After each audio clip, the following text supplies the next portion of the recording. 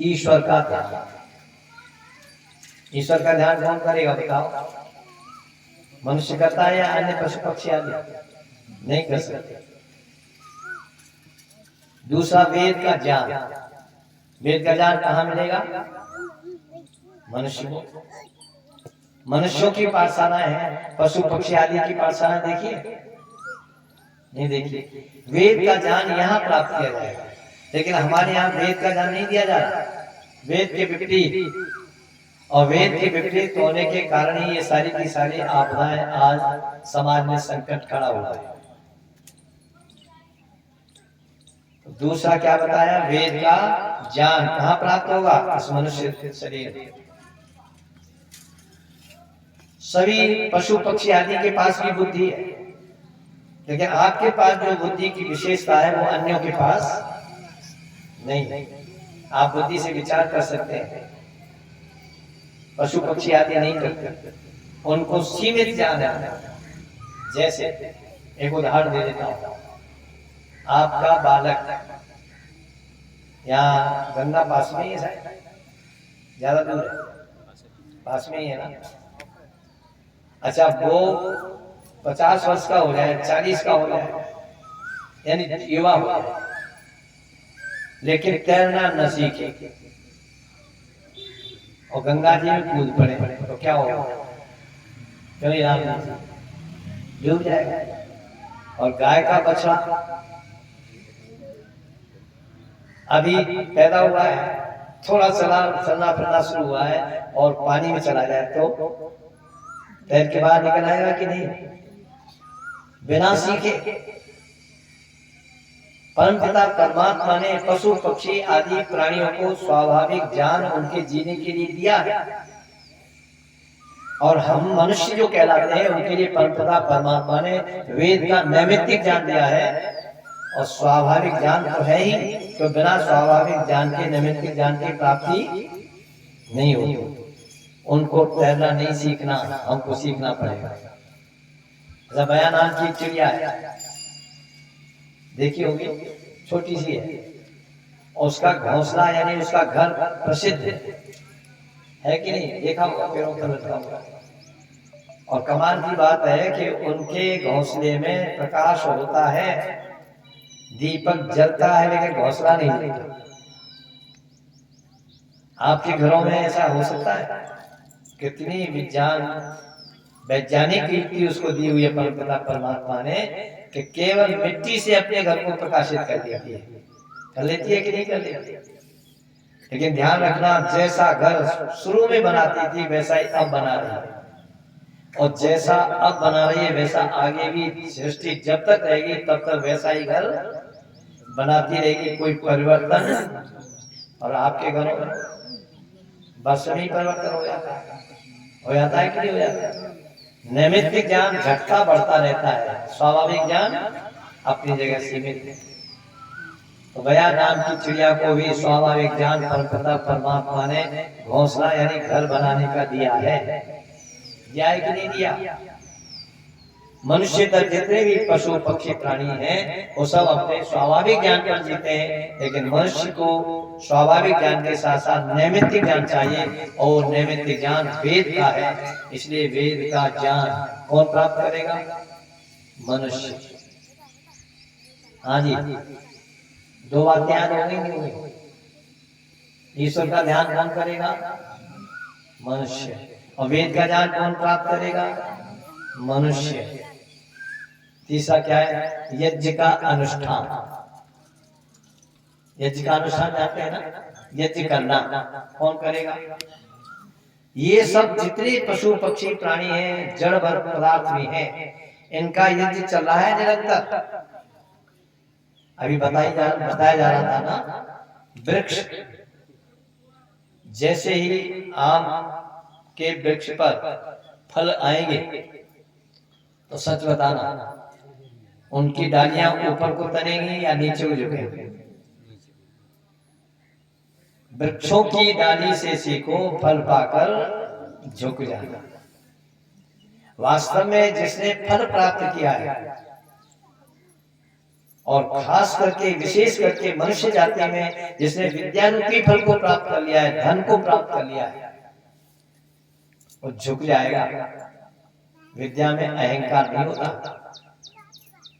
अहंकार होता है तो उस व्यक्ति को होता है जो कुछ अधूरा ज्ञान प्राप्त करके और अपने को एकदम ये मान लेता है कि बस मेरी बराबर दुनिया में कोई नहीं जानता, सबसे बड़ा विद्वान मैं ही, सबसे बड़ा पंडित मैं ही। लेकिन भर्तृहरि जी महाराज क्या कहते हैं, यदा किंचित जो हम द्वीप एव मदान्ध समभवम्, जब मैं कुछ थोड़ा सा जानता था तो हाथी की तरह घमंड था। क्यों ये हाथी घमंडी होता है? मद में मस्त ये सोचता था बस मैं ही हूं। लेकिन यदा किंचित किंचित बुध जन सखा साधवगतम, जब मैं थोड़ा थोड़ा विद्वानों के समीप पहुंचा, जो उच्च कोटि के विद्वान थे, उनसे जो थोड़ा थोड़ा मुझे ज्ञान प्राप्त हुआ, विद्या प्राप्त हुई, तो क्या लगा, तदा मूर्खोऽस्मीति जरैव मदो मे व्यपगत, तो पता चला अरे मैं तो मूर्ख था, अपने को महान अभिमानी ज्ञानी समझता था, अब तक तो कुछ नहीं जान पाया। विद्वानों की संगति से मुझे जो ज्ञान प्राप्त हुआ तब पता चला। और मेरा जो घमंड रूपी ज्वर था, घमंड रूपी ज्वर था, जैसे मलेरिया गायब हो जाता है ना, वैसे गायब हो। तब समझा मैं तो अभी अल्पज्ञता में ही अपने को महान विद्वान समझ रहा था। तो याद रखना, विद्या का सबसे पहला गुण है विद्या ददाति विनयम। जिसके पास विद्या है वो क्या देती है, बोलो, नम्रता, विनम्रता, सहनशीलता, समाज के अंदर समरसता पैदा करने का कार्य सबसे पहला विद्या का है। अब इस समय जितना पढ़ा लिखा पढ़ाई चल रही है ईसा कुलों में और कॉलेज में, स्कूल का तो मतलब ही ईसा कुल, कॉलेज लैब मैकेनिक की शिक्षा। सच बताना, जब ये परीक्षार्थी परीक्षा देते, आज का विद्यार्थी बता रहा हूँ, जहां जहां जिनके सेंटर पढ़ते हैं परीक्षा के, क्यों जी, एग्जाम के, तो पुलिस लगती है कि नहीं बेटियों? पुलिस का पहरा रहता है। आप भी तो परीक्षा देने जाते होंगे, केंद्र पर परीक्षा के केंद्र पर पुलिस का पहरा है कि नहीं? अच्छा, पुलिस की जरूरत किसको है, बदमाश को या सज्जन? इसका मतलब बदमाश बैठे हैं, पहरा दे रही है पुलिस। अरे परीक्षार्थी तो वो है जो महीनों पहले गुरुजी ने प्रश्न पत्र बना के रख दिया, और जब उसने पूरी तैयारी कर दी, प्रश्न पत्र उठाया, उसके बाद न इधर उधर झांकना है, न देखना है, कुछ नहीं करना है, जो जैसा जानता है वैसा लिखना है। और परीक्षा केंद्रों पर पुलिस का पहला सबसे बड़ा पाप हो रहा है भारत वर्ष में, चल रहा है। कहते हैं हम शिक्षा में बहुत आगे बढ़े। क्या आगे बढ़ गए भाड़? अरे चोर और डकैतों के लिए पुलिस की जरूरत है, तुम्हारे परीक्षार्थियों के लिए पुलिस की जरूरत है, बोलो है कि नहीं? और हमारा तो आज समाज मंदिर जो लोहे रोड पर है ना, सामने एक महाविद्यालय है, भारती, समझ गए होंगे। जब वहां से छुट्टी होती है तो लगता है आतंकवादी छूट गए। इधर रहने के लिए इंटर का लड़कियों का है, इधर लड़के लड़की सब को एजुकेशन, सह शिक्षा सबसे बड़ी घातक है, और वो घातक सिद्ध हो रही है। माता पिता दुखी हैं, विद्या नाम की चीज यहाँ है ही नहीं, ईसा कुलों में न कॉलेजों में, चुनौती दे रहा। विद्या नाम की चीज नहीं है, और विद्या नाम की चीज अगर होती तो आचार्य को ये कहने की आवश्यकता नहीं थी कि हमें पत्थर पर सर पटकने की आवश्यकता नहीं होते, वो जान लेते। विद्वान जानता है, विद्यार्थी जानता है इस बात को, जो विद्या पढ़ता है कि वास्तव में परमपिता परमात्मा तो हमारी हृदय गुहा में है। और शिकायत करो कबीरदास जी से। कबीरदास जी ने क्या लिखा? पत्थर पूजे हर मिले, अपनी ओर से नहीं कहना हो, गाली देना है तो कबीरदास को दे। पत्थर पूजे हर मिले तो मैं पूजूं पहाड़, इससे तो चकिया भली जो पीस खाए संसार। क्या बताएं, या विद्या का तांडव सारे भारत में हो रहा है, सारे विश्व में हो रहा है कि नहीं हो रहा? बचा लो। स्वामी जी महाराज ने एक बात लिखी है, सत्याग्रह से पढ़ लेना। इन मंदिरों में अगर एक भी सच्चा हनुमान होता। अच्छा, हनुमान मिलते हैं कि नहीं मंदिरों में? स्वामी क्या लिखते हैं? इन मंदिरों में यदि एक भी सच्चा हनुमान होता तो इन यवनों के धुर्रे बखेर देता। ये ब्रज भाषा का शब्द है, धुर्रे यानी भूसा बना देता।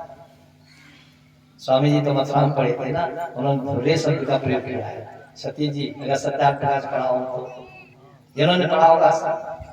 इन मंदिरों में अगर एक भी सच्चा हनुमान होता तो क्या करता? इन यवनों के, यवन जानते हो मुसलमान, इनके धुर्रे बखेर देता, पीटते पीटते भूसा बना देता। हनुमान जैसे महान बलि को भी लोगों ने लज्जित कर दिया। मैं आपसे निवेदन कर रहा था, आज विद्या नाम की चीज गायब हो गई और ईसा कुलों में विद्या है ही नहीं, लेकिन लोग गौरवान्वित हो रहे हैं। और उसमें भी कॉन्वेंट की परिभाषा तो तुम दीक्षित राजीव दीक्षित जी सुन लेना, कैसे अगर हो तो वो बता देंगे, मैं क्या बताऊं, अंग्रेजी का शब्द है। मेरे साथ मंच पर थे उनका आचार्य जी, उन्होंने मंच से कहा, सबके सामने कहा, मैंने इतना अंग्रेजी में पढ़ा, इंजीनियरिंग की, सब कुछ किया, लेकिन एक शब्द भी क्या, एक अक्षर भी मेरे जीवन में काम नहीं आया। जीवन में काम आने वाली भाषा केवल संस्कृत। लेकिन संस्कृत को बढ़ाया जा रहा है कि अंग्रेजी को? क्या लिखा रहता है बोर्डों पर? 90 दिन में, क्यों जी 90 घंटे, मैं भूल रहा था, 90 घंटे, 1 घंटा प्रतिदिन होगा। अंग्रेजी पढ़ना सीखे, लिखना सीखे, क्या बनोगे? अंग्रेज बनोगे। उसको वो मानते हैं फैशन, बड़प्पन। एक लड़का पेशाब कर रहा था, खड़ा ट्राई हो रहा है क्या? एक हमारे जैसे हाकिम सिंह जी बैठे हैं या वीरपाल सिंह बैठे हैं, ऐसे किसी व्यक्ति ने कह दिया, अरे ये तुम क्या कर रहे हो? दूसरा जानते हो क्या कहता है? अरे तुम नहीं जानते हो, इसने एमए किया। आज समाजी का मस्तिष्क बड़ा तेज होता है। जब ये कहा कि इसने एमए किया है तो बोले भैंस का डबल एमए हो गया। खड़े खड़े खाना, खड़े खड़े मूत्र त्याग, मल त्याग, खड़े खड़े पीना धोना, सब कुछ अंग्रेज करता था। ध्यान रखना, हमारी संस्कृति में पालती मार करके भोजन करना। और आज डोगा सिस्टम, जैसे लोग कहते हैं, मैं तो कहता हूँ डॉग सिस्टम। किसी से नहीं देना नहीं, बस सजा दी, प्लेटें ये रख दिया, वो रख दिया। खिलाने वाले को पता ही नहीं कौन कितना खा रहा है, नहीं खा रहा है। श्रद्धा नाम की चीज खत्म। अरे पालती मार करके बैठा करके पंक्ति में हम बैठाना करते थे और तब भोजन परोसते थे, श्रद्धा बढ़ती थी। बोलो, पता रहता था हाँ हम बड़े प्यार से खिला रहे हैं। अब तो सजा दी प्लेट है और बस उठाओ खाओ, कुत्तों की तरह भागो। ये कुत्ते भोजन को लोग जो है कहते हैं ओहो ये फैशन है। इस फैशन से कभी मनुष्य नहीं बन सकता। क्यों जी परंपरा आएगी? बोलो, ध्यान रखना। आर्य समाज आपके सुधार की बात कहता है, लेकिन स्थिति क्या जानते हो? एक उपदेशक पहुंचे किसी सेठ के यहाँ, घर पर बैठे थे, उनके लिए चाय आ गई और चाय में देखा कप उठा करके, बोले अरे इसमें तो मक्खी पड़ी। बोले फेंक। दूसरी बार फिर चाय आई, फिर कहा अरे मक्खी पड़ी है, फेंक दो। तीसरी बार फिर आई, बोले सब चाय पी रहे हैं, किसी की चाय में मक्खी नहीं, इनकी चाय में मक्खी क्यों? तो किसी ने नजर उठा करके देखा तो उनके चश्मे पर मक्खी बैठी थी। क्यों जी? अरे चश्मा पर मक्खी बैठ जाए तो चाय में दिखाई देगी कि नहीं देगी? आज हमारा चश्मा गलत हो गया है, हम पक्षपात युक्त होकर के चश्मा लगाए बैठे हैं। जहाँ पक्षपात रहितता आ जाएगी, जहाँ वेद का ज्ञान होगा, विद्या आएगी, वहाँ पक्षपात किसी प्रकार का नहीं रहेगा। ये पक्षपात रूपी चश्मा को लगा के जब तक बैठे रहोगे तो चाय में मक्खी दिखाई देगी। याद रखना, आज यही स्थिति समाज की है। तो ज्यादा समय नहीं ले रहा हूँ, क्योंकि इस समय तो फिर उसके बाद आपको तैयार होकर के आना है। और मैंने थोड़ा सा प्रसंग लिया था, क्या लिया था बोलो? ईश्वर का ध्यान कौन करेगा? जो विद्वान होगा, जो पढ़ा लिखा होगा, संध्या की पुस्तक को वही तो पढ़ेगा। वेद का ज्ञान, तीसरा